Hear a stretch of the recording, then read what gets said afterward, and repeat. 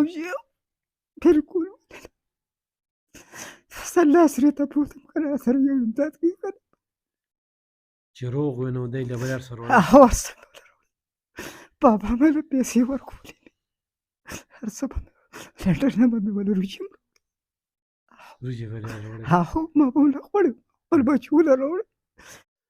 ګرانو کتونکو سلامونه کوم ملب خان شیرپو یم د پی کې 65 او د ان 25 امیدوار تورنې کمپاین ګرځېدم یو ورور راته وویل چې دلته کې یو مریض پروت دی او ډېر غریب دی چې کور ته رالو نو حقیقت دا دی چې دا خپله د لنټرو کار کو خپل محنت یې کو او په دې وخت کې داسې حالاتو کې پروت دی چې دا پیپ ورته وګورئ جي انتخایي مجبوره او د پیسو نه پاتې روي تشه جیبه ته مې دښمنې او پیسې رالې نو علاج بالکل ممکنه دی نوم دې څه دی میرزمان خان جي دا ولې دا جي د اونې نه راپروت یم ښه او جي د هغې سره خپه بس ملا مې ماته شوې وه جي او نو بس هغه بیا اپریشن مې وکړو د اپریشن نه پس بس بیا ډاکټر راته دوایي ولیکل مې خوړې نو د هغې مابېله بیا سپوغوس ته لاړه بیا مې د سپوغوس اپریشن وکړو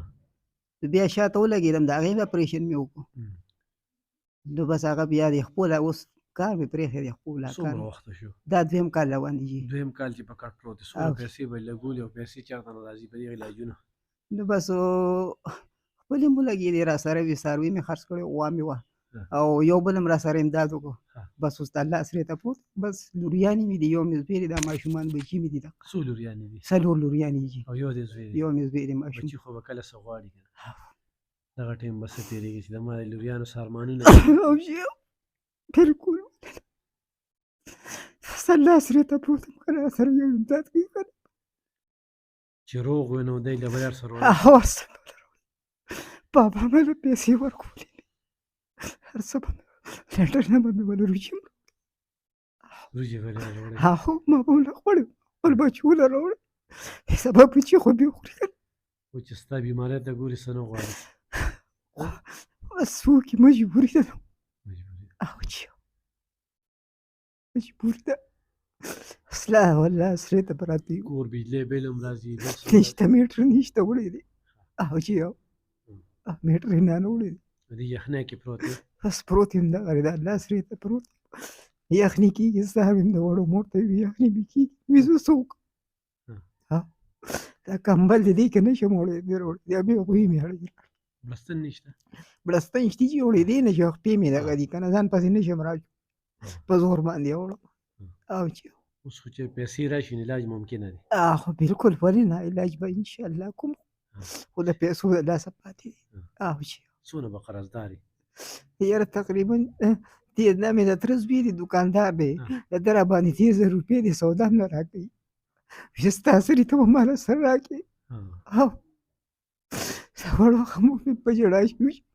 رښتیا وایي که نه زه وله څه ورکړم کمې به ورکړم کمې به یې ورکړم لوریانې سبق مو وخوي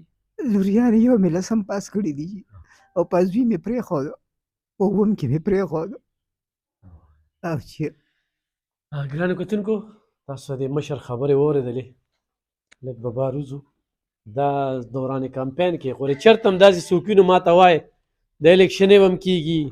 اصل شی خدمت دی او خدمت کې الله ملاویږي او الحمدلله